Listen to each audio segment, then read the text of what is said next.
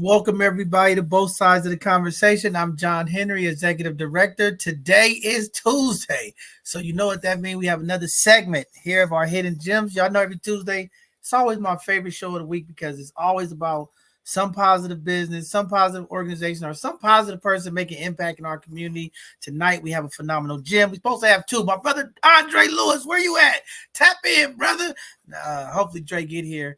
I know it's a lot of traffic out there, and I know tonight is the Warriors win and get in. So I know a lot of folks is getting ready for the Warriors game, trying to check it out. I don't know, it's been a struggling season for the Warriors, but tonight if they win, they in, and if they lose, they go home, and we can get on the football and to the other things. But a couple things that I wanted to say before we get into our news and announcement into Iowa and Mark. It's been a great couple of weeks, and I know some of the community folks reached out to me. I know we had a couple council shows on Sundays. I want to be transparent with the community upcoming in the month of May. We don't have a lot of shows this May because it's a lot of holidays, and we want to make sure that we uplift, support all cultures, all communities. So y'all know the month of May is real busy because we have Cinco de Mayo, we have Mother's Day, and we also have Memorial Day weekend. So we'll probably have one show on Sunday for the month of May. So don't think we didn't went away and left y'all. It's gonna be a short month as we're gonna get out and support some of the programming and some of the things that's gonna be happening in the community. There's a number of festivities that's gonna be happening in the city. It's gonna be huge in May. A lot of stuff going on. So we're excited as we start jumping into June, getting ready for Father's Day, Juneteenth. A lot of amazing things are going to be happening in the community. So we'll start getting that information out to the community, where to go, how to get connected, and see some of the things that is going on. Also, this weather's been beautiful today. Over the last couple of weeks, we've been dealing with rain and fog, and it's looking like we're starting to get a little of a spring here in the Bay Area. Folks are out and enjoying the good area and all of the great things that has been going on in community. But I want to just say a couple of things before I go that's very important for the community. When we talk about this month of being Minority Health Month, it's been a phenomenal month of information, wellness. I've been looking at all of the stuff that we've been putting out into the community, all of the other community folks who have been sharing about health and mental health and meditation and just eating, all of the great things, exercise. I even been getting my part and of doing a little exercise. Last week, I was able to tap in with Hip Hop TV and a number of folks to do our men's hike, to do our men's fellowship basketball, the basketball program that we're running at San Francisco Juvenile Hall. So my heart's been going. I've been feeling good. I've been resting. I've been doing a lot of work, not getting enough sleep, but I've been running around making sure that I'm doing my part this month to not only promote mental health and health to community, but doing my part to actually be a part of it and actually doing some of those festivities. Also, we had a phenomenal event last Sunday. I know there was a great show. Folks were talking about it. I went to the phenomenal father and daughter dance. And let me just tell y'all, community, it was very powerful. When we talk about the Black community, brown community, when we talk about the impact that happens in our community with incarceration, economic issues, the social issues, the health and mental health, and sometimes fathers, relationship stuff. Our fathers are removed out of the family sometimes. So this event was put on by the Holly Rock All-Star softball team, some amazing community organizations coming together. And I'm happy that we were invited. I was able to go and bless the young people in the community and bless the fathers to give them something special, man. We had some phenomenal brothers who just came home from being incarcerated. And it is the most frustrating thing, coming home, re-entering back into the community, and for them to get dressed up in suits, and the organizations help buy suits and dresses and things of that nature. It was just phenomenal. I mean, it was a very emotional moment for me, just growing up and understanding some of the things. And we look at, we've had these relationship conversations, how many families are impacted by single family homes and single mother homes. It was just tremendous to see the fathers uplifted, supported. A lot of emotions was running through me throughout that day. and I was able to run around and do a number of things during that week. But that was the highlight, and I want to make sure that we don't forget about the fathers out there. There are some phenomenal fathers that are trying to do their part to be in their child's life and to make sure that they are the role models that their daughter sees. So just want to give a huge shout out to Peter, to all of the folks, Sealy, all of the amazing folks, the Gators, all of the folks that was there to support. A lot of community folks. Again, no incident. Everybody had a great time. Ate, dance. It was just amazing to see the fathers dancing with their child, their daughters, and just living life a little bit, man. It was definitely very, very important and great event. And we're going to look to see how we can continue to support and uplift those type of events as we continue to work to change the narrative and shift that narrative about what's going on with our fathers, with the men of our community. There's some phenomenal brothers who are looking for opportunities and resources. I know there's a lot of budget cuts and things happening across the city, across the state. But again, when we have an opportunity to impact community, we need all of our community organizations, leaders, folks to come together to help make sure these resources and these opportunities get to these dads and to these community fathers. So just excited about that. And then, just been an up and day, emotional day for me. I was reaching out, talk to Io about a powerful word that was just sent to me today, and I was listening to this message, and it's just emotional. I don't know what's going on this month. I just been very emotional, but it was a great message, very powerful stuff. So thank you, Io. It was just uplifting. So with that being said, I'm happy to be here. I know I'm gonna have to pull off at some point, but I'm happy to be here. We're going to continue to move forward. A lot of changes, a lot of things happening. Hey, but we here. We still blessing the people. We still uplifting the people. We still doing the things that we need to do here at both sides of the conversation. And we just excited to be invited, to our community to do the work that we do. Yesterday was 415 Day. Again, amazing day for our city to celebrate its birthday. Great. I know there's a number of events going on out there. So happy 415 Day. I know it's the 16th, but happy 415 Day to all of the folks again. Great to see the events taking place in community folks getting an opportunity to get out, celebrate, liberate, and have some Black joy in our city of San Francisco. So with that being said, Brother Mark, the voice is here. How you doing, King? Well, as always, Bishop, glad to be here with the community. As always, good to see you. Good to see the queen of the platform, Sister Io. And it has been a up and down week for a whole lot of people, but glad to be here to encourage the community and shine a light on another hidden gem that's a blessing. So glad to be here. Man, and thank you, Mark, for holding down the platform while we was out running around doing the things we do. I know it's hard. It's a challenge to do all of this stuff by yourself.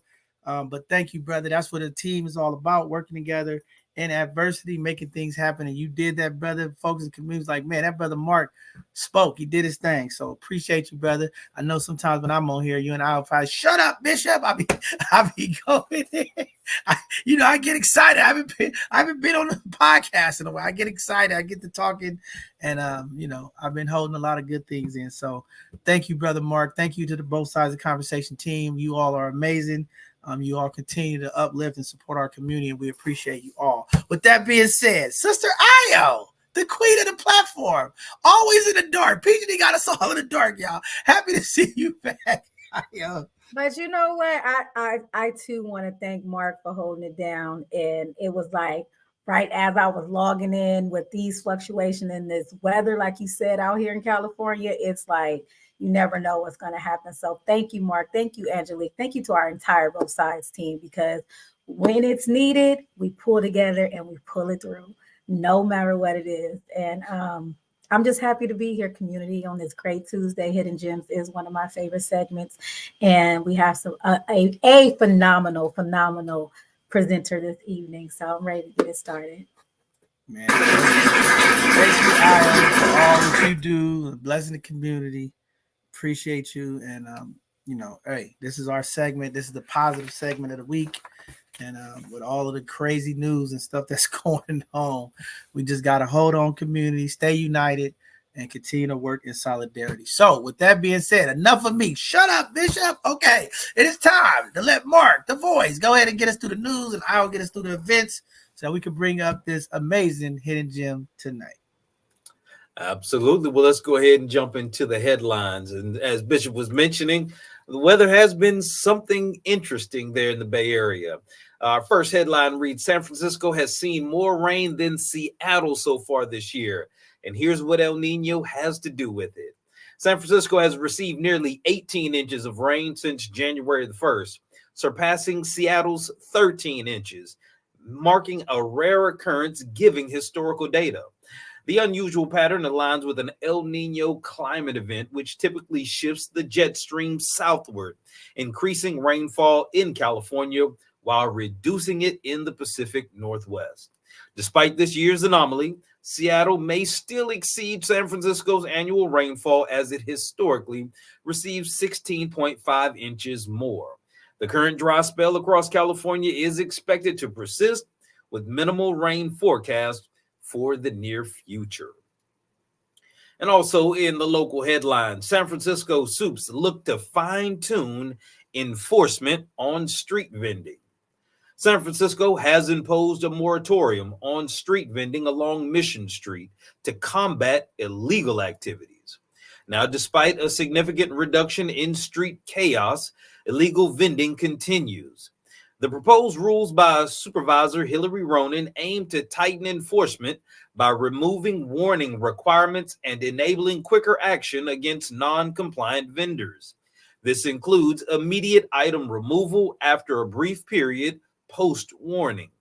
Additionally, the proposal suggests adding vendor photos on permits to prevent transfers and granting more regulatory flexibility to public works. And in national news, an 81-year-old man has been charged with murder of an Uber driver that he mistakenly believed was a scammer, police say. An 81-year-old Ohio man, William Brock, mistakenly shot and killed an Uber driver, Lolita Hall, whom he believed was involved in a scam to extort him. Hall was delivering a package to Brock's residence as per an Uber request. Brock, acting on prior threats from a scam caller, shot her several times, resulting in her death. He was charged with murder, pleaded not guilty, and is posted bond. The incident underscores tragic misjudgments and highlights the need for better safety measures in service roles. And our final headline, vaccine breakthrough means no more chasing strains. Researchers at UC Riverside have developed a groundbreaking RNA-based vaccine that promises universal protection against all virus strains, potentially ending the need for multiple seasonal vaccines. This new strategy, detailed in the Proceedings of the National Academy of Sciences, targets common viral genomic elements, making it broadly effective and safe for all ages, including infants and the immunocompromised. The approach uses modified viruses to enhance the body's RNA interference mechanism, offering long-term immunity without traditional immune responses. This innovation could revolutionize how we combat viral diseases globally. And that'll do it for the news. I'll pass it back to you for the events.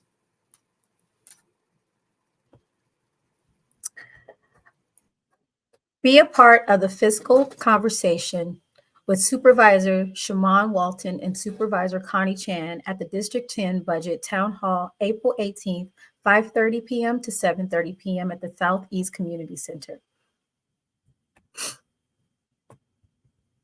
Step Up for Earth Day at the Bayview Hunters Point Community Peace Walk and Rally for Environmental Justice, April 20th, 12 to 3 p.m., 3801 3rd Street in San Francisco. Learn to manage money at the Teen Financial Workshop with the SFHFDC, April 20th, 10:30 a.m. at 195 Kiska Road in San Francisco. Connect at Rafiki Coalition's Youth Empowerment Circles for ages 14 through 18, Wednesdays, March 27th through May 22nd, 6 to 7 p.m., workshops, dinner, and support. Swing by Groovin' to the Oldies with Miss Jackson every Thursday from 1 to 2 p.m. on 411, 418, and 425, Thursdays, 1 to 2 p.m. at Rafiki San Francisco. Power to the People. Join the Our City, Our Power webinar on April 25th, 10 a.m. for a talk on San Francisco's public power movement. Explore Sankofa Days at the Bay during San Francisco Climate Week 2024, April 21st through the 27th. Dive into history, understand your future. Free admission is available. Apply for Bayview Legacy Foundation scholarships and stipends available. Apply March 15th through April 29th. Join us at CCSF Ocean Campus for the Connect 2024 Open House and Resource Fair, April 27th, 11 a.m. to 3 p.m. Explore, engage, and empower. Are you a high school graduating senior? Apply for the BSOTC's $2,500 community engagement. The deadline is April 30th, and visit the link below to apply. Gain financial aid with Shoes She's USA Scholarship for high school grads and undergrads, selected on the basis of their financial need, academic achievement, and community involvement. Applications close on April 30th. Join the Neighborhood Emergency Response Team, NERT, for full training March 26th through May 1st, 9 a.m. to 1 p.m. at San Francisco's Fire Department Division of Training. Tickets are on Eventbrite. Become a voice for San Francisco youth. Apply to be a youth commissioner, open to residents ages 12 to 23, passionate about youth needs and community change. Apply by May 10th, 2024, and be a part of shaping the progressive future.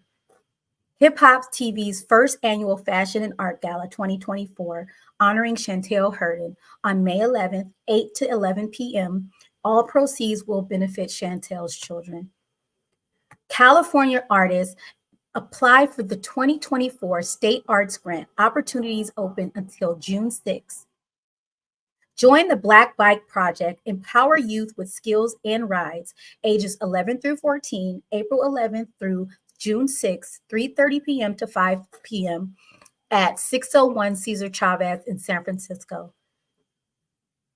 Join Rhodesha Jones for Life on the Swerve, workshops on self-love and transformation Saturdays, March 16th through June 14th, 11 a.m. to 1 p.m. at Ruth Williams Opera House.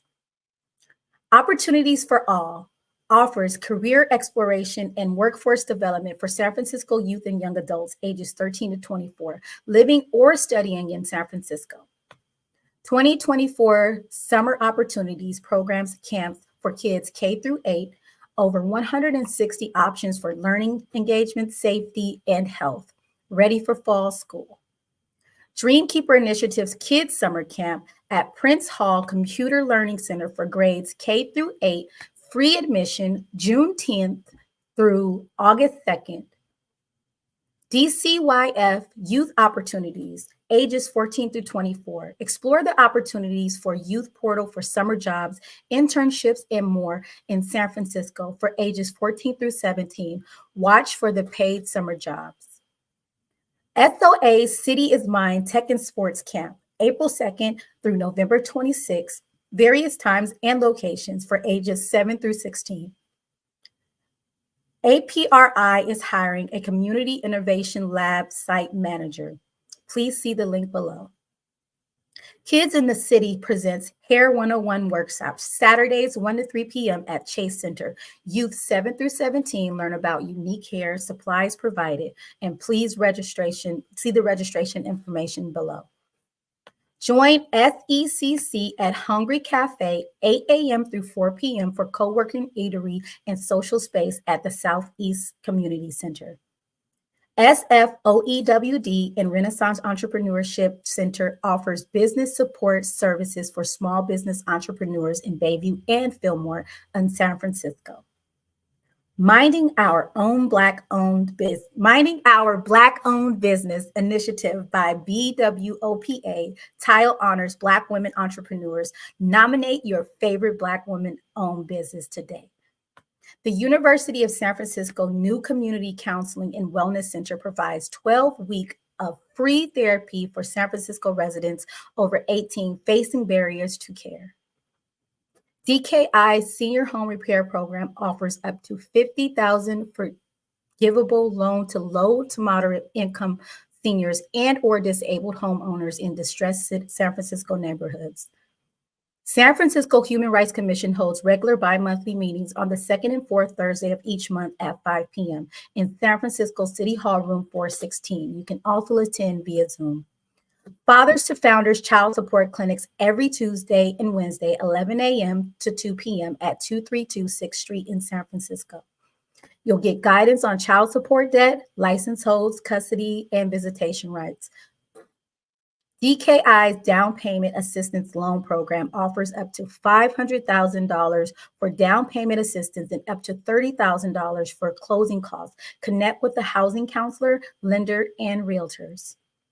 Walters Wellness Group hosts Sip and Paint Center every first, third, and fifth Friday. Unwind and set the tone for your weekend, fueled by tea, creativity, and grounding, hosted by Dr. Kathia Walters and her team. Join Fathers to Founders for Fatherhood Reimagined Therapy Group every Tuesday, 6 to 7:30 p.m. Food will be provided. APRI hosts youth workshops, job referrals, resume building, skills, internships, networking, and community service hours. Fillmore's Friday Night Market, every Friday, 4 to 9 p.m. on O'Farrell Street between Fillmore and Steiner. Live music, food, vendors, dominoes, prizes, and fun. Vendor booths are available. Ongoing vaccination site offers COVID-19 booster and monkeypox antiviral pills. The Community Living Room offers free breakfast and grab-and-go lunch Monday through Friday at City of Hope Cafe. See the information below. San Francisco Office Financial Empowerment offers free confidential one-on-one smart money coaching, financial guidance in English and Spanish, available to anyone living and or working in San Francisco. Be a mentor with San Francisco Unified School District's Mentoring for Success. Sign up to volunteer as an individual or group mentor district-wide. Make an impact today. Would you like to promote your business, your nonprofit, or community impact? Sign up for our Hidden Gem show. Share your expertise on our Educational Thursdays and be a panelist on our Sunday's conversation. Keep up with both sides of the conversation's latest shows and community outreach events. Follow us on all social media platforms. You can also subscribe to our newsletter at bsotc.org. BSOTC welcomes volunteers to join our mission to uplift and support the community. Make a positive impact. Become a volunteer today. BSOTC invites you to support for our podcast and community engagement. Please explore our donation links. Your generous contributions will greatly aid us in enhancing our programming. We would like to take this time to acknowledge the Dreamkeeper Initiative and its support for BSOTC's programming and San Francisco's diverse Black communities. To learn more, please see the link below. Join us this Thursday, Educational Thursday, April 18th, with Marie McClaverty, providing marginalized and disenfranchised youth with access to sports. Also join us this Sunday for our Sunday's conversation, April 21st, Understanding and Managing Stress. Thank you. Let's go, y'all. I'm ready. I'm all excited now. Let's go ahead and get this phenomenal guest up because, it's been around since I had my soundboard. They're like, John's got the soundboard back again. Yeah, we blowing up the spot again. All right, be careful, community. It's going down. All right. Brother Mark, you want to go ahead and read this intro of this phenomenal sister and the work that Absolutely, Bishop. Let's go ahead and roll out the red carpet for Miss M. Love, who's an author, poet, writer, speaker, and mental health advocate who founded Purple Door Creations, LLC, where she serves as the CEO. Now, from 2015 to 2018, she was the creator, host, and producer of the Live Life in the Purple radio show. And in 2019, she released her first book of poetry, Thoughts from a Purple Mind, alongside a CD titled Sounds from a Purple Mind. Her work in the arts, particularly through poetry, reflects her personal journey towards self-love and overcoming mental pain and darkness. M. Love's personal mantra, positivity is a movement, baby, encapsulates her approach to life. In her leisure time, she enjoys chasing rainbows, watching sunsets, and continuing her passion for writing poetry. So let us present to some and introduce to others Miss M.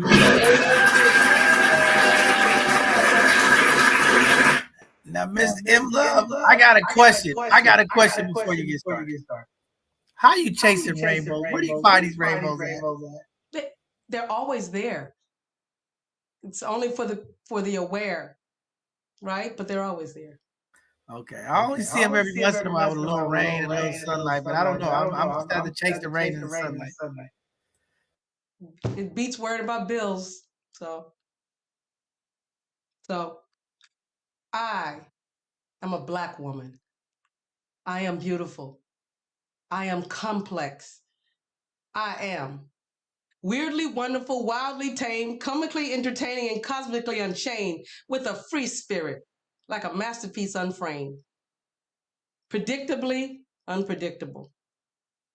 I am the sum total of my mother and my father, a fine mixture of my past, present, and future. I just am growing, expanding, learning, experiencing, being. Rightly mysterious and yet pleasingly transparent. Acceptance brings peace, and peace brings clarity. Through my mind's eye is a vista, an unobstructed view, so I can see both right in front of me and miles behind. I see you coming, and if you don't vibe right, I don't mind seeing you going. I don't claim to nor aim to be perfect, I just am. When the time presents the opportunity for me to be what I am to be next, oh, I'll be that. Perfectly imperfect, but on time. Meanwhile, see, I am like you, sister. We are beautiful. We are complex. We are weirdly wonderful, wildly tame, comically entertaining, and cosmically unchained, with a free spirit, We are weirdly wonderful, wildly tame, comically entertaining, and cosmically unchained, with a free spirit, like a masterpiece unframed. We are women. That's that piece. Come on with it. Thank you for hearing Started that. out with a bang in. All right. That's what I'm talking about right there. We are predictably Unpredictable. Come And they on. love it. Stop it. Come They love it. on. So why are we asking? Why are we asking for permission? It was a question I asked myself just last night. Why am I asking that? So, but that piece was about the choice to embody woman. It's not about gender. It's not about skin color. It's about becoming and accepting that in all its glory and its splendor. And also, I extend that sentiment to all women. We are not divided. We are one. And if we don't recognize that, we won't be here long. So that's my piece. Well, let me just say, Sister M. Love, it is absolutely fantastic. So glad that you were able to join us. And Bishop had to step off. He had something important to take care of in the community. So we're going to pick up the conversation and continue. Community, please excuse us because I know there is a bit of a feedback going on. So y'all just bear with us. But M. Love, can you share how your journey towards self-love and overcoming mental challenges has influenced the themes and the messages in your poetry and your spoken word performances? Yes, I will speak to that. It's I stand on that. Poetry saved my life. Because when life starts lifing, and and especially when things happen when you don't have a voice, even from all male and female, when we can't speak, the body captures all that for you and it holds on to it. And I believe that everyone has a gift and you've been given it.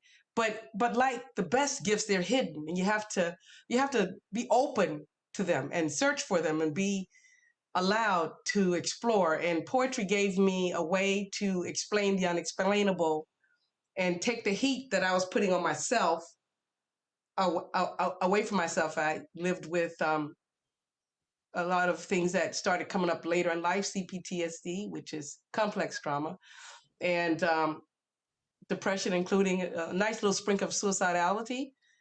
And then, it's life is so beautiful.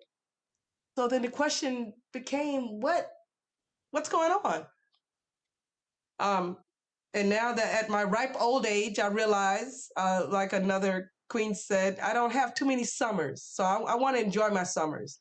So I use poetry as an advocacy tool to speak to what cannot be spoken to, and also to offer a place of connection. It's universal. It's universal, and I experience that every day, and I'm just so grateful that I gave life another chance. That I gave life another chance, and that, like I said, I use this as a tool to help myself first, to be able to step up boldly and do the things that I've done. But it wouldn't have made any sense because I couldn't make sense out of life and why certain things were happening and happened. And then it hit me one day: if I can't do something about what happened to me, what can I do to support somebody else? Because it was hard. That was hell. I wouldn't wish it on my worst enemy. And so the answer, after many years of searching, you have to really, really not only ask the right question, but be open to the answer. And it took years to get there, and I don't mind. It's just, poetry for me is an act of love to myself, an act of thanks, and an act of grace to whoever will hear it, because I don't know. That's why my book is called Thoughts from a Purple Mind, because I realized that it comes from a beautiful place. And I could use it like any tool. You can use it to take apart, or you can use it to repair, or you can use it to build.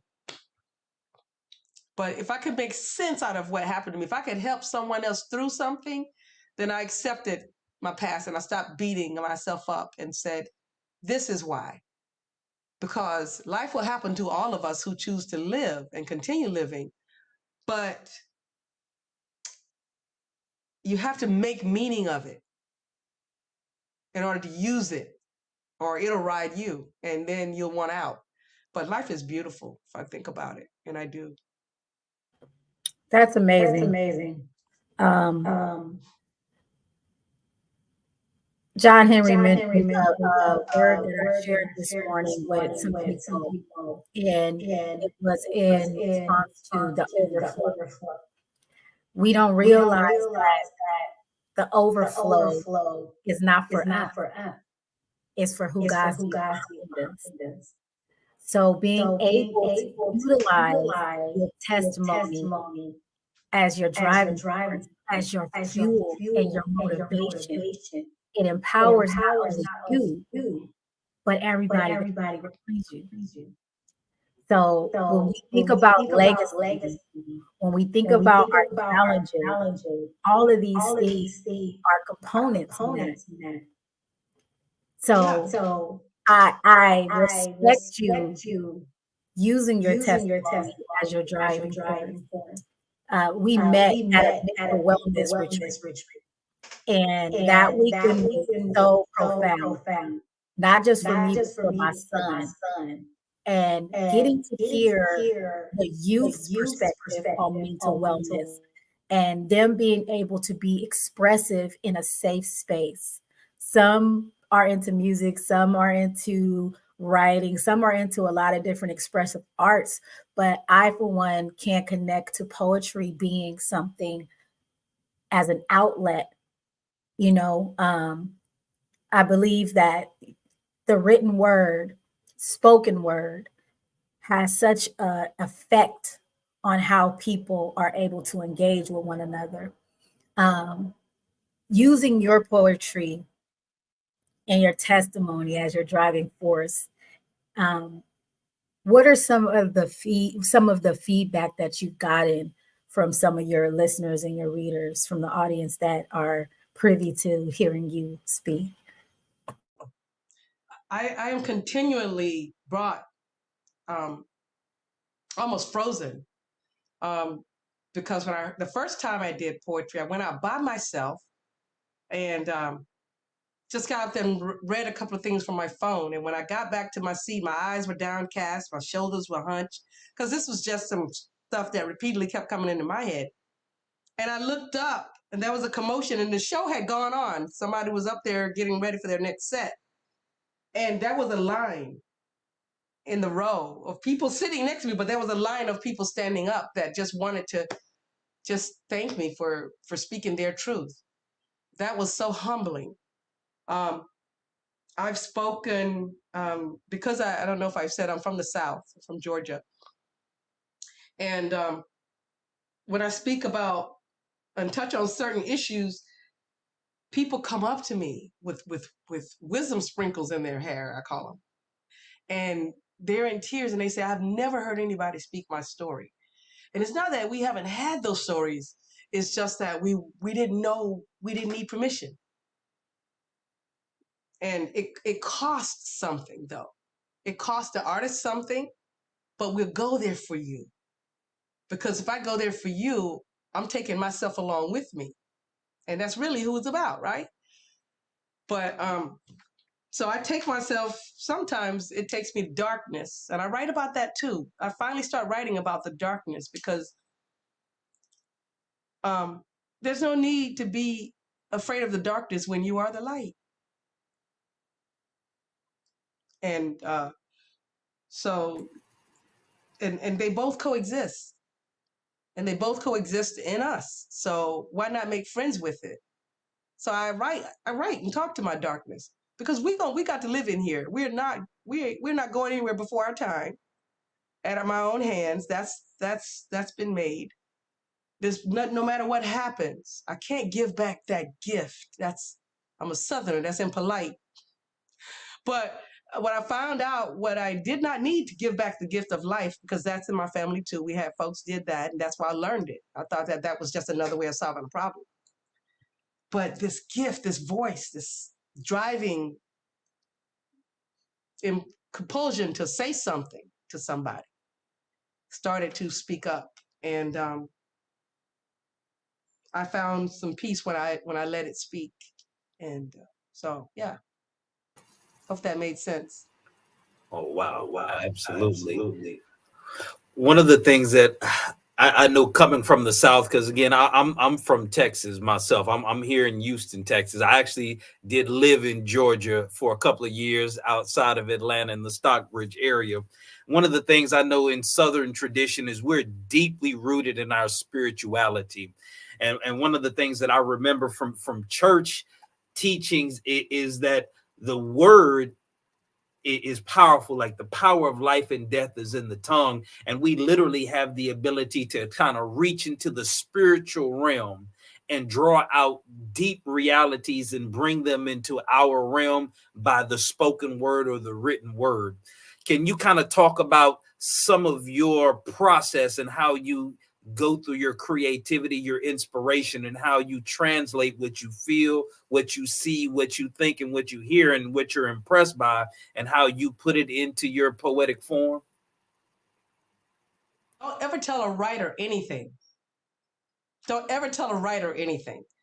I mean, I was in Oakland. I went to the Ledisi concert the other night, and I'm sitting there, and my rule of thumb is if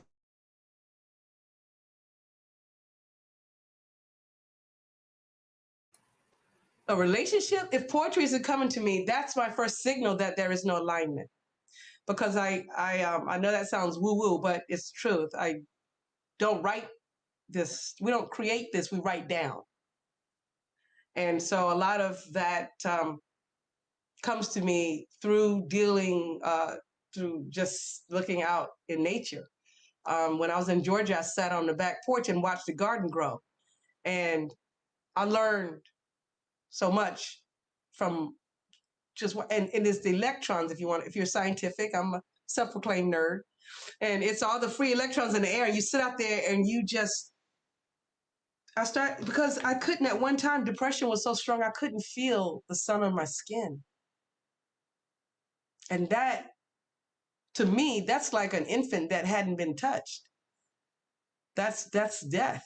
And I couldn't, I had to do something. And so it is deeply spiritual. And I was raised very religious, and it served its purpose. It served its purpose, but now I'm more, the entire outdoors is my temple. My sacred time when I sit on my patio and I listen to night and I open myself to the stars and moon and just sitting there in appreciation. It comes, it happens. So all I have to do really is get still. If I can get still, if I can get enough quiet from around me, I just get ready for it. And then sometimes I can't write for months, but I'm still writing in my head, but it won't come to paper. It's not time yet. I'm a firm believer in when you know it's time. And when you don't know, it's not time. So get still, right? So I apply that to poetry. And I'm so happy to be here in California, because in Georgia, I felt weird. Here, I feel right at home. That sounds bad. No, what it is I love the spirit of California. I love the spirit of California. And I'm like, oh, nobody ever told y'all you couldn't. The way they told us in the South you can't, including religion. Let's be real. But I understand now. There was stuff out there that had I gotten involved in, I wouldn't be the me I am. And I get it. They did their job. It did its job. And so just like scripture says, you aim an arrow, it's going to find its target, and you got to let it go. You can't pull it back. One day you got to let it go. And so actually, in speaking to that type of energy, there's so many things in production. I just got word as I was waiting that I'm in an anthology, and we've just got the proof, so it's back. My next production, I don't know, it may be a book of essays and poems about the women that I come from, because they're leaving us. My mom was the first, and they don't make them like that no more. And we are our ancestors' greatest dream. And so my family was 2 generations out of sharecropping. My father was the first person in his family to put his family in a home that had a toilet. And so it means something to me to do what they didn't have the opportunity to do. So I use speech in a way that is helpful. And because when you've got the mic and you've got the opportunity, as we have here, the potential for the world to hear you, what are you going to say? Right? Let's not waste time. And so although I don't have daughters, poetry, they're my children. They're out there speaking to my sons and daughters. And I believe that.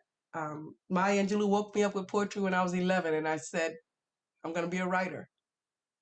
And why did I say? I should have said I'm going to be a banker. But anyway.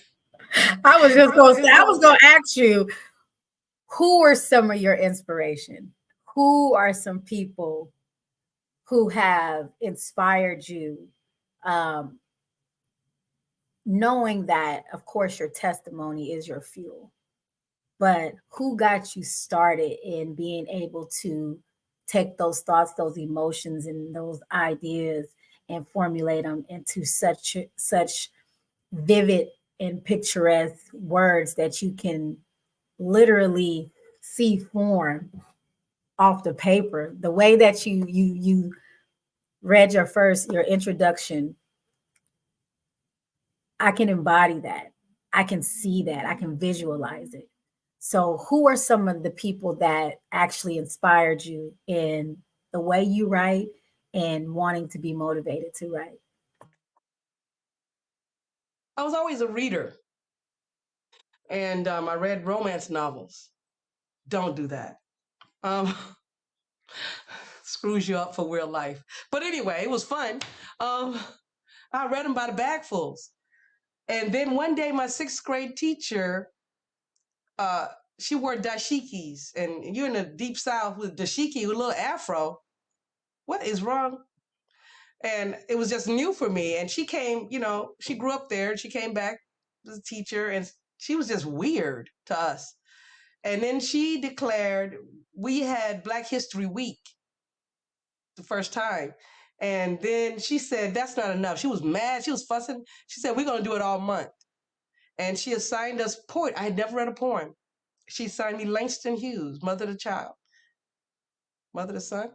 And I had to memorize that. And then she started reading to us a chapter, a period, each day from I Know Why a Caged Bird Sings, Maya Angelou. And then I started standing by her desk and just reading it every day.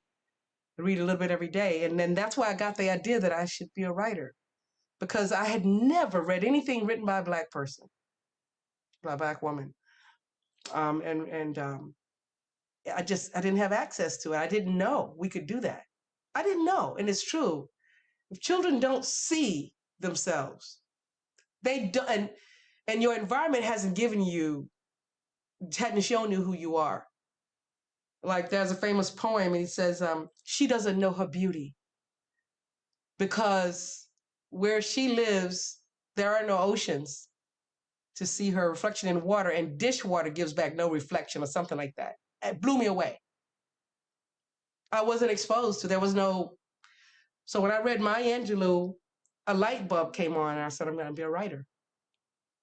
And then James Baldwin taught me how to speak and how to be, the way he used his voice and his control of his voice made me so proud of that brother. And I just recently met a woman who was in one of his classes. He taught at her college. And so I got to sit and talk with someone who knew and got to be taught by James Baldwin. And so, yeah, our artists. And Maya Angelou at one time was blacklisted. Someone who spoke only of love and self-love was blacklisted. That tells you something. And that's all I'm going to say about that. No, and it's actually, I remember listening to an interview of James Baldwin, and he had spoke of, it wasn't until he left America that he actually felt like he had the creative and mental freedom to truly digest and process his humanity and put it into words. Can you kind of talk about, I want to go back to your project on Thoughts from a Purple Mind. Can you kind of give us some insights into what the motivation, the inspiration, and the foundation, and what does a purple mind look like to those who are unfamiliar with that?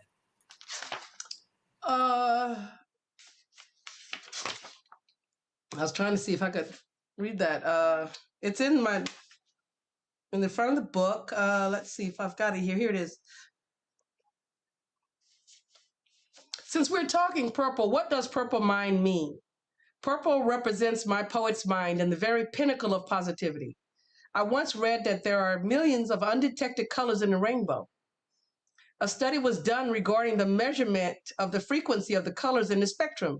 The violets had the highest measurable frequency, of which purple is in that hue.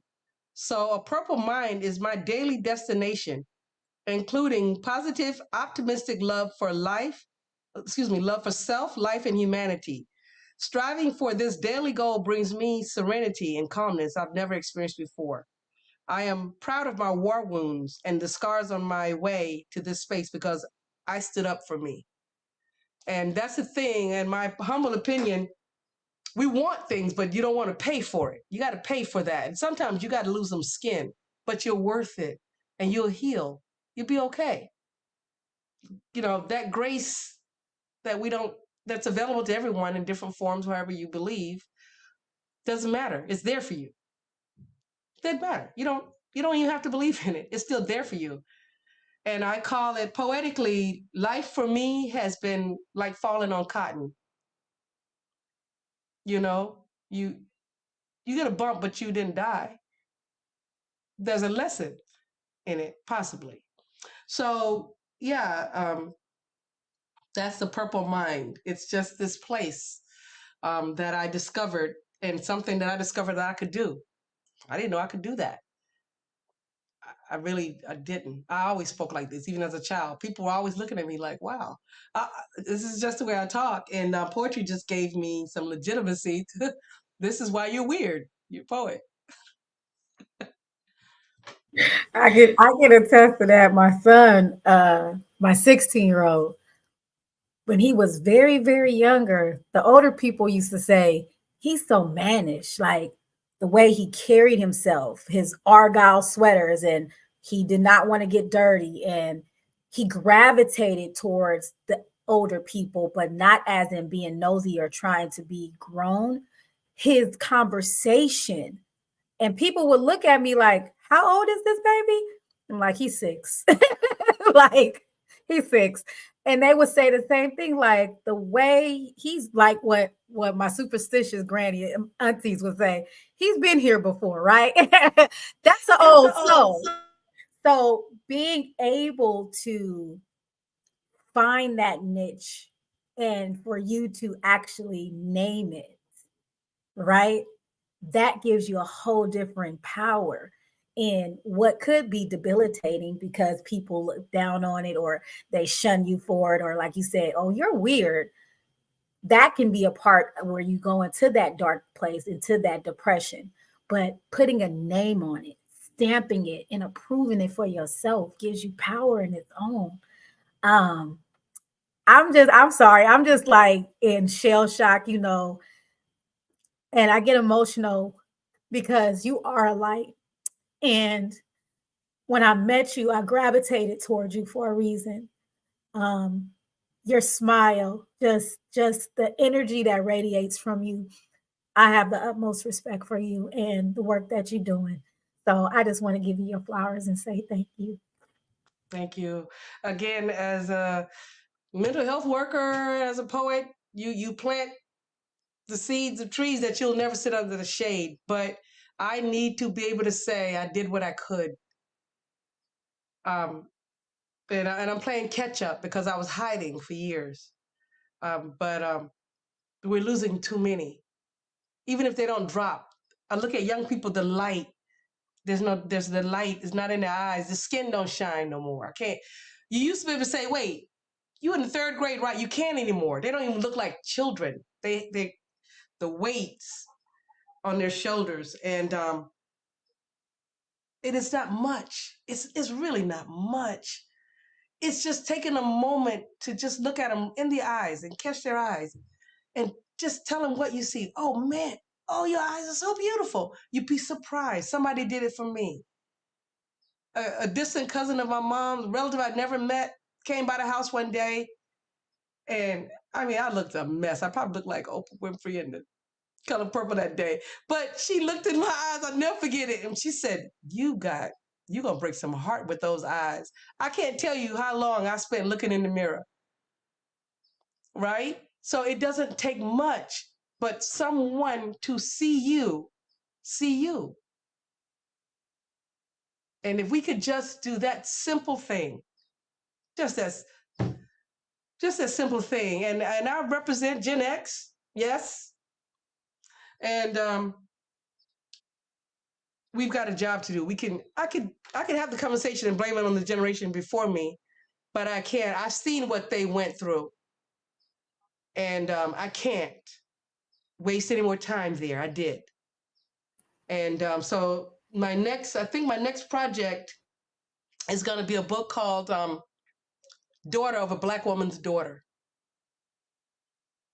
and it's just in the line of, and I'm still working it out, and I'm still working out material, but there's just so many nuances to what they did. That's why we're standing. And we have the gift of not seeing our children. We see all children. That's my belief as Black people. We don't treat your neighbor, these are our children. And that's why my generation, before you got home, it got home. Because somebody, we call it nosy, but they saw you. These days, I didn't see nothing. Right? I knew somebody's eyes was on me. And just to take that and put it out there in appreciation, because what they was carrying, baby, I saw it. I saw what my aunties put up with.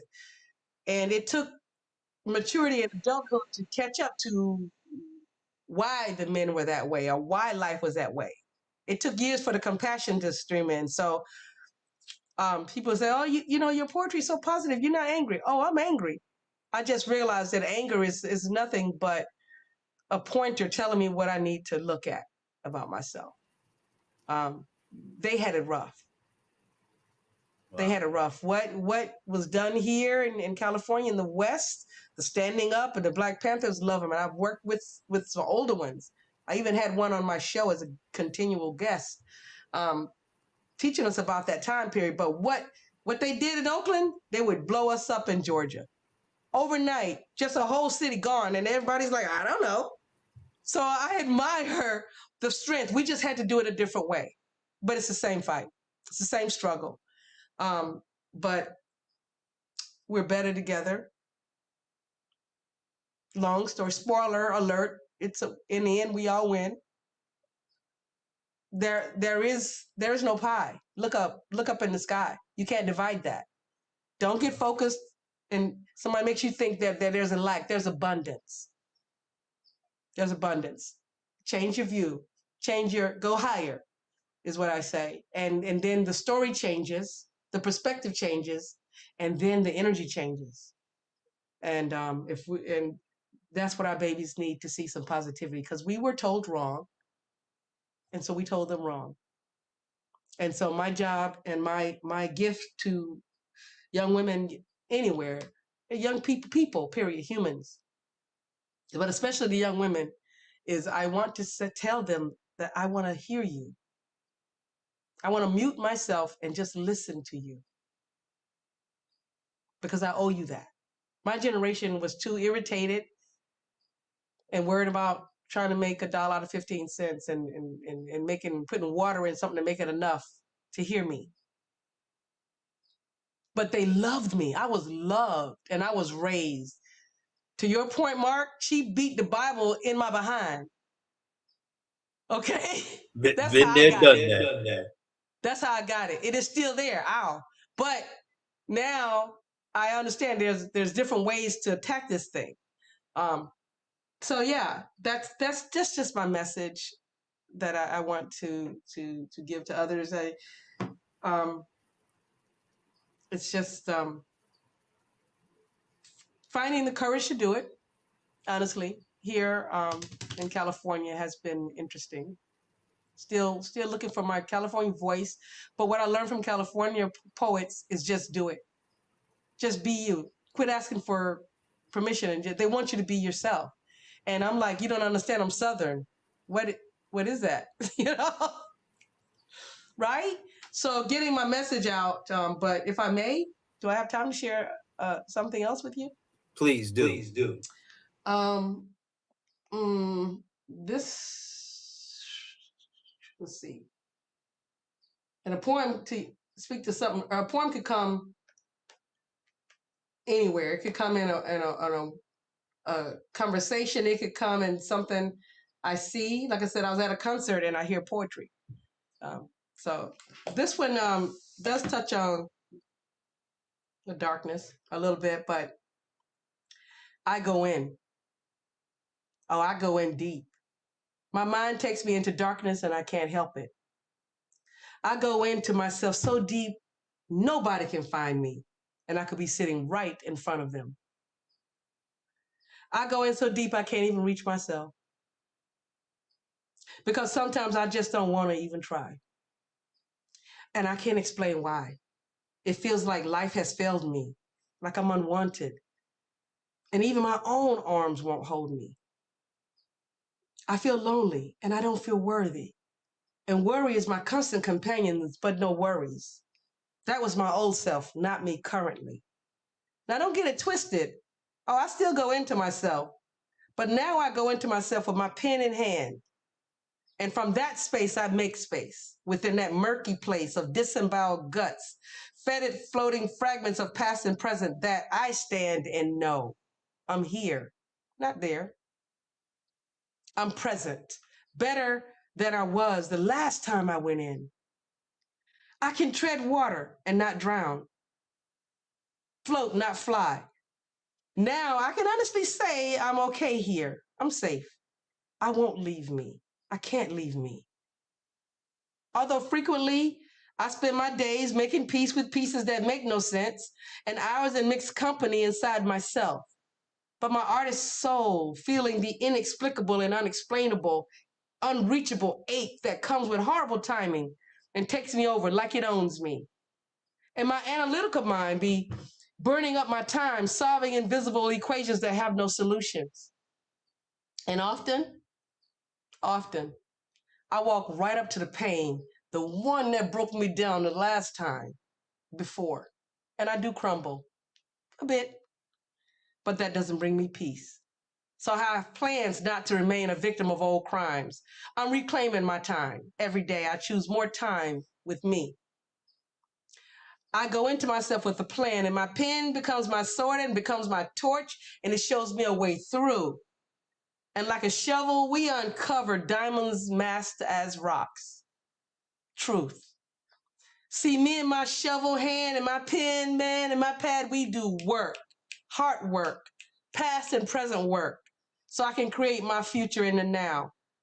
Slow work because sometimes I don't want to work. I just want to quit, die, give in, and let whatever wants to win. But then I remember how good it feels to feel good. And I say to myself, girl, you deserve this good. Girl, go on with your bad self and get you some more good. You deserve that. So let's just let what needs to die, die, and leave me in peace because I deserve peace. So, man, together with my shovel hand and pen and pad, man, we go in and come out with more understanding and space for me. In, on purpose, intentionally, intensively focused for life's purpose with me is not done. I'm not done. I told you in the beginning, and I'm going to say it again so you won't forget. So I won't forget. I go in to myself with pen in hand to do work. Life's not done with me. I'm not done with me. Today, that's that piece. Wow. So literally, as you speak, I can feel the words impacting me. And like I was saying, like you can visualize and put yourself in that. And this is one of the things I really want to get your thoughts on because there's often said either art imitates life or life imitates art. And I see them as two sides of the exact same coin. So with our words and with our creativity, we're either a thermometer or a thermostat. So we're either responding to what we're seeing or we're creating and shaping what we want to see. When you are creating, do you see yourself literally reflecting the experiences or do you feel like you're shaping them? It depends on my attitude.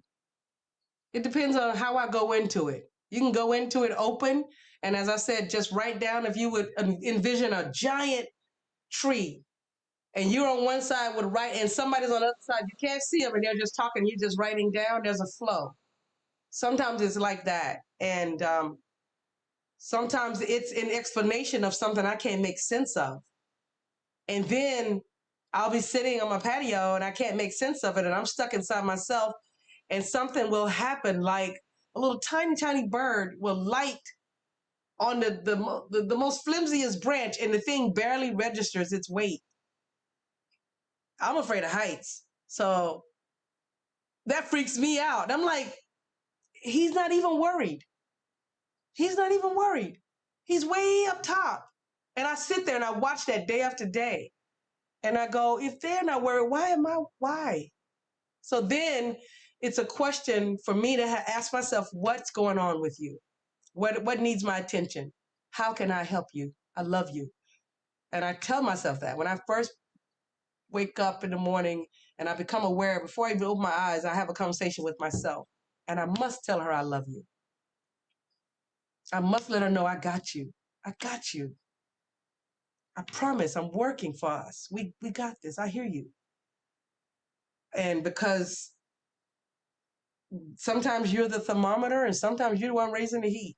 But you got to be open for it all in order to see, right? And for me, it's more of a feeling. Everything that happens or that's going to happen to me is registered in my body. And so if I've learned how to have more pain-free days in terms of giving myself the attention. Pain is like somebody tapping on your shoulder, and it makes you it gets your attention, and it'll take you out. It'll just make you pass out. So the body gets our attention. That loves you gets your attention. It's on us to make the time for it. And so I ask my questions, I live my day, and then I build in time to go alone to hear the answer with no timetable. Sometimes my answer has come that I asked years ago. I'm washing dishes and there it hits me.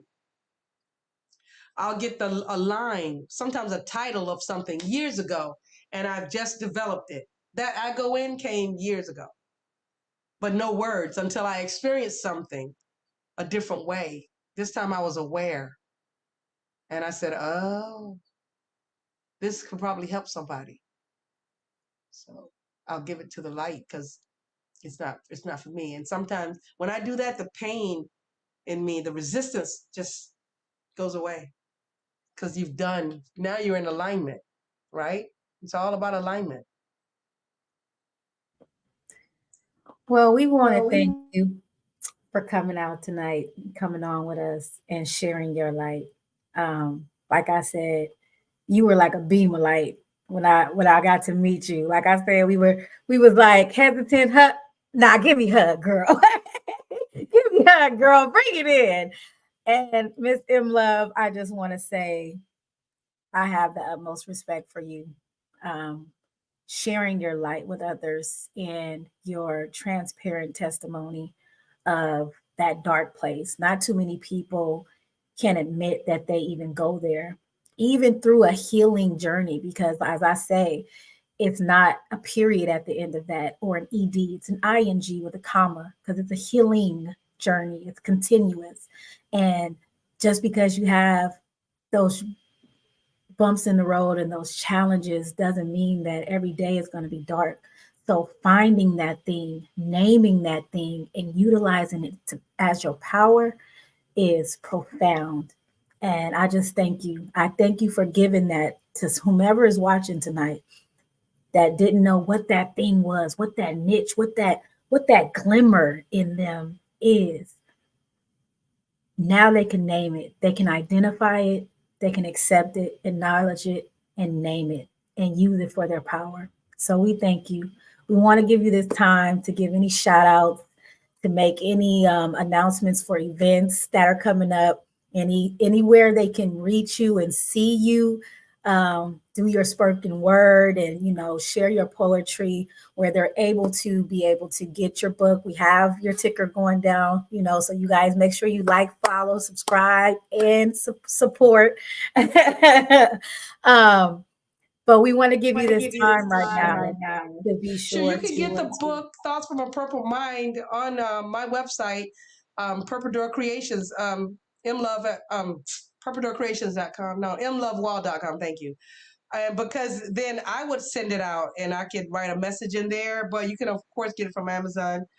But the anthology that I just got the notification that it'll be ready for us to have in 2 weeks is it's called Our Voices, and it's like 29 African American, nationwide, worldwide poets that were chosen, and so I got 3 pages in there, and I think it's all one poem, so it's pretty long, but it means a lot. I will be back hopefully with One New Heartbeat, which is a part of the energy that keeps me happy and going on the West Side. So you can find us, and I gave you we got a new website. I sent it to whoever was texting me from. Did you get it? And so they could find me there. You could also on wall. Just find me. Facebook. There's also M Loves Purple Mind. There's a Facebook page too. So either way, get in my inbox and get my attention, and I will be glad to speak with you. I also would like to speak to groups. I don't mind. I love talking to children, and wherever I'm needed. The promise I made with life is that I would stop harming myself if I could make it make sense. So in order to do that, I have to say yes to things, and so you just all I need is the details because I have to say yes. So just let me know. And shout out to Heart and Soul, Lady O, Ebony. Y'all know how we get down. You And see Eb in the comments. love, man, love my people. Wherever they are, I love my people. And that's people. So we had Lady O on this past Sunday. Nice. And then you'll get One New Heartbeats, the pulse of that. The two of them together are powerful. They're teaching me. They're doing what women in their position are doing all over and always have been, which is no hand ups, hand over. Hand over, sis, right here. And showing us a new language to operate in, which is a nonprofit. So onenewheartbeat.org. Check us out. And as I said, we're doing a open mic on the 30th, which is a Tuesday at 6:30 Pacific time. And if you hit me up, mlove at onenewheartbeat.org. And so that's my email address. And I'll be glad to get your email and get you on our mailing list as well. Well, sis, we want to absolutely thank you for being the queen that you are, sharing the beauty of your story, the beauty of your poetry, and just blessing our platform as a hidden gem. So you are no longer hidden to the community. You are now officially published on both sides of the conversation platform, and you are an official family member and are welcome to come back anytime and share. And we just want to thank you for blessing us with your presence. Thank you so much. Thank you, humble. Well, you have a wonderful night, sis. Thank you. We'll see you back. We will definitely see her back on Educational Thursday, hopefully. Wow. Go ahead, Sister Ayo, because I'm just floored right now. I am too. You know, I didn't expect to get emotional, but when I met her, I was pulled in. And our conversation was so brief, but she spoke to the children, you know, she just ministered to my spirit. And that weekend was a mental wellness check-in, you know, just seeing where you are, where you've been, and how you can utilize it as your tackling fuel is so important. You know, this is Minority Health Month, but mental wellness is so imperative to our communities. And her using the strife and challenges as her driving force is something that I respect so much, because that's my testimony. Like she said, people going up to her saying, "Thank you for reading my story." Like, I would have not known how to put it in words and have that descriptive backing for it. Because what you feel sometimes, you can't put it in words, right? I just want to say something that stuck out to what she spoke on in regards to the bird landing on the branch. The thing that popped in my head is you can land on a flimsy branch without fear, because your faith isn't in the branch to hold you up. Your faith is in your wings. So just remember that, community. It's not about where you land. The faith is in you, and you'll get up and go. The trust is in you. Make sure you lean on that discernment and not your own understanding, and take that with you as your driving force in everything you do. Sister Ayo, as always, you have such a profound and beautiful way of capturing the essence of our shows and what our guests share with us. And I just want to thank you for sharing your wisdom in such a beautiful way. I think one of the things for me that probably most stuck out was her embracing and acknowledging the darkness. I know for me personally, as the person who was always known as being the encourager and the optimist, I have gone through my darkest moments with a smile on my face, and I was afraid to be authentic and honest because everybody's always expecting me to have it all together, and acknowledging that darkness sometimes is something that we run from or we do in private. And I think that we do ourselves a disservice when we're not truly transparent because we give a false narrative to other people like we don't have problems too. And I think we all go through that. And I think we can really benefit from seeing the true humanity of each other and do it in a redemptive way. And I think that's probably the essence of what Miss M. Love is doing with her poetry, is she's giving the true authentic balance of the light and darkness in all of us that we resonate with, and she's using that to help inspire other people. So again, I just want to acknowledge, thank, and invite M Love to come back again and share with us. We definitely look forward to hearing from you, Queen. And just like the rest of the community, I want to invite you. We want to hear from you as well. Let us know how we're doing, what topics you would like to see us include in our shows. Please go to the survey, check it out. Again, we want to make sure that we are bringing you the best possible programming that we absolutely can. We are committed to serving the community in every way possible, and we can't do it without your feedback. We can't get better unless you tell us what we need to do better for your community. So with that being said, please go check out the survey at SurveyMonkey. I think I actually remember Bishop saying past couple of weeks that he's actually going to pick somebody's feedback, and he may be blessing somebody with the financial gift. So don't be a stranger. Go on there, fill out the survey. Let us know how we can improve, how we can get better. And again, on behalf of the entire Both Sides of the Conversation family and team, we want to thank you, community, and you've been blessed with another hidden gem that's no longer in the dark. So we thank you, we love you, and we bid you all a good night.